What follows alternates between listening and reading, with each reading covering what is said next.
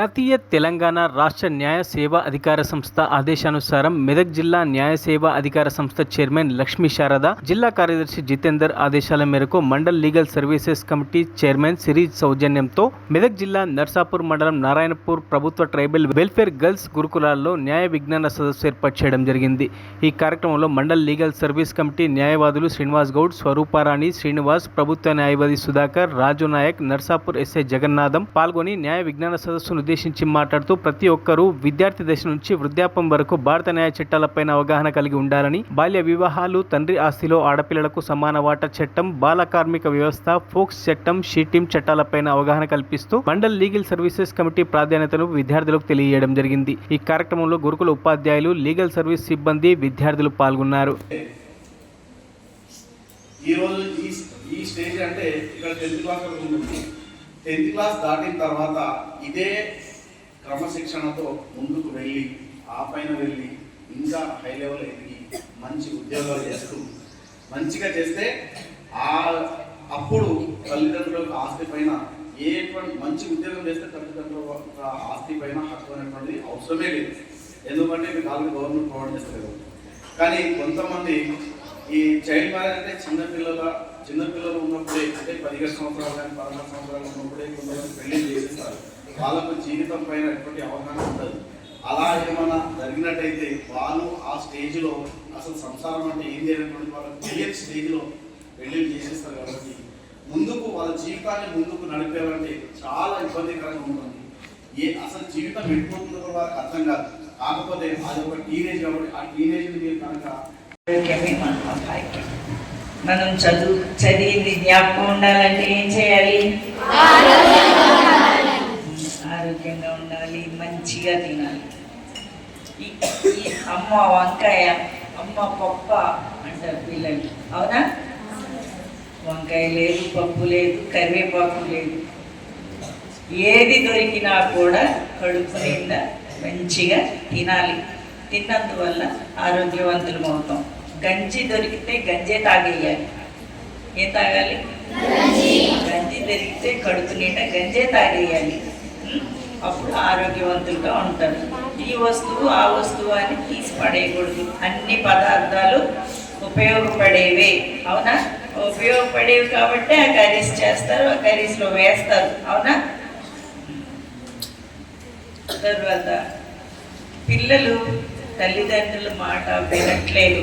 పిల్లలు డ్రెస్సింగ్ విషయంలో కూడా తల్లిదండ్రుల మాట వినట్లేదు.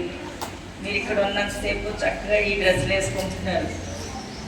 ఇంట్లోకి వెళ్ళిన తర్వాత షర్ట్స్ వేసుకున్నా పర్వాలేదు, మరి స్లీవ్లెస్ షార్ట్స్, మరీ షార్ట్స్ ఇలాంటివి మీ డ్రెస్సింగ్ ఉన్నందువల్ల ఏమవుతుందంటే మనకి తెలీదు, మనం చిన్నపిల్లలు మనం అనుకుంటాం. మనల్ని చూసేవాళ్ళు మనల్ని మీకు గుడ్ టచ్ బ్యాడ్ టచ్ ఎలా ఉంటుందో ఐస్తో కూడా గుడ్ టచ్ బ్యాడ్ టచ్ చేసేస్తారనమాట. అలా ఉండకుండా ఉండాలి అంటే తల్లిదండ్రులను ఎదిరించకూడదు. తల్లిదండ్రులు మీకు చెప్పినటువంటి మాట వినాలి, చదువుకోవాలి, ఇంట్లో పని పాట కూడా నేర్చుకోవాలి. అది కూడా ఆరోగ్యదాయకమే. జీవితం పట్ల, సంసారం పట్ల అవగాహన లేక చాలా ఇబ్బందులు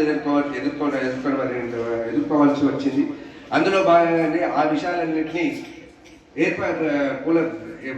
దృష్టిలో ఉంచుకొని మన ప్రభుత్వం వారు కానీ ఒక చట్టం అనేది తీసుకురావడం జరిగింది.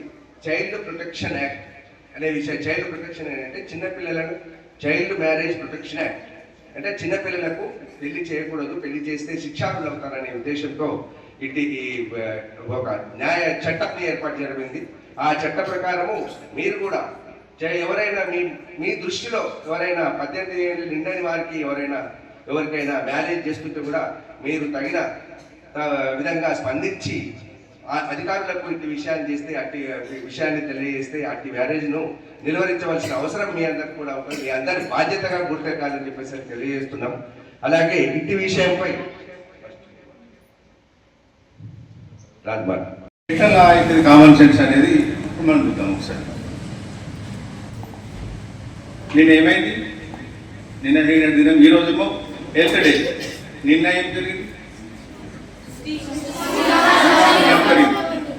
సరే, మీకు అందరికి రామాయణం గురించి తెలుసు కదా, తెలుసా?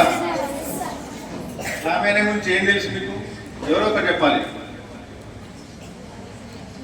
సీతను రామరాజుడు తీసుకొచ్చిండు, అదే రామాయణం, అంతేనా? కాదా? ఇది కాదా?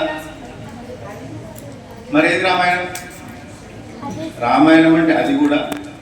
రామాయణం అంటే దశరథ మహారాజు ఉంటాడు, ఆయన 3 భార్యలు, ఉత్తరకామేశ్వర యాగం చేస్తాడు, పిల్లలు అవుతారు.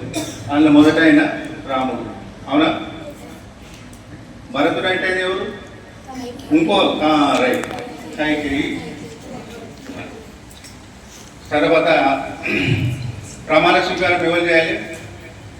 ఇంట్లో పెద్ద ఆయన ఎవరు ఉంటారు? రాముడు ప్రమాణ స్వీకారం చేయాలి. అంత ఏర్పాట్లన్నీ రెడీ అయిపోతాయి. అర్ధరాత్రి వచ్చేసరికి కైకేయి ఏమంటారు? నా కొడుకు రాజ్యం వెళ్ళాలి, భరతుడు అనా. చివరి రాజుకి చేంజ్ అయిపోతుంది. అక్కడ భరతుడిని సింహాసనం మీద కూర్చోబెట్టాలి, రాముడిని అడవులకు పంపాలి, అవునా? రాముడు ఏమంటాడు? ఒప్పుకుంటాడు, సరే అని పంపిస్తాడు. అప్పుడు అందరూ కూడా, సభలో ఉన్న వాళ్ళు అందరూ కూడా కైకేయిని తిరుగుతారు. ఎందుకంటే నువ్వు చాలా దుర్మార్గురాలివి, నీ స్వార్థం కోసము రాముని కాదని. రాముడు అంటే ధర్మం మీద నిలబడతాడు కాబట్టి ఆయన ఉండాలి. మరిన్ని అప్డేట్స్ కోసం మా ఛానల్ని సబ్స్క్రైబ్ చేయండి.